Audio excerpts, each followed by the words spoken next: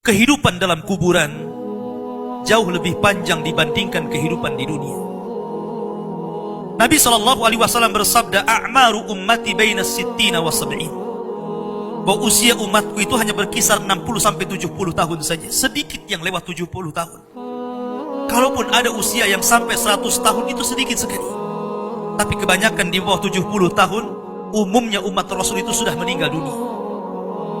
Tetapi ketika orang masuk ke dalam kuburan, usia dia di kuburan sampai kiamat ditegakkan itu panjang sekali. Anda bisa bayangkan, orang yang meninggal sejak zaman Nabi Adam sampai hari ini kiamat tidak dibangkit-bangkitkan, menunjukkan bahwa kehidupan kuburan jauh lebih panjang dibandingkan kehidupan dunia.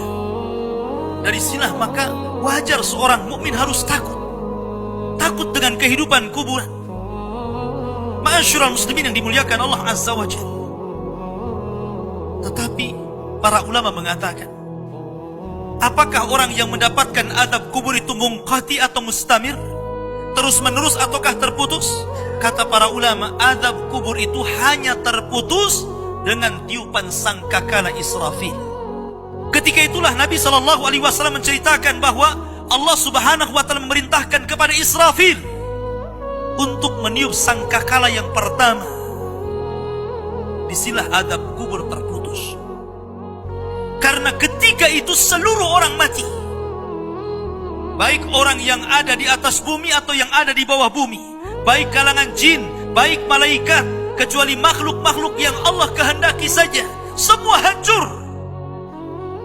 Dan Abu Hurairah radhiyallahu anhu menceritakan kehancuran bumi setelah tiupan sangkakala itu adalah 40. Bisa 40 hari, bisa 40 bulan, bisa 40 tahun. Yang jelas Allah hancurkan bumi ini. Allah luapkan lautan ke daratan. Allah jatuhkan bintang. Allah hancurkan gunung sehingga seperti kapas yang dihempas angin. Itulah yang disebut dengan kehancuran alam atau hari kiamat.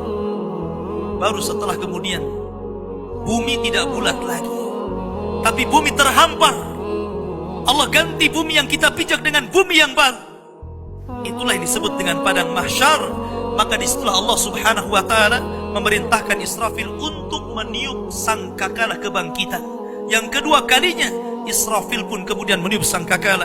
Maka dari situlah manusia keluar dari perut bumi. Wa akhrajatil ardu athqalaha. Allah keluarkan beban-beban beratnya. Disitulah orang-orang yang beriman, ketika mereka muncul dari kuburan, maka mereka akan berkumpul dengan keluarganya.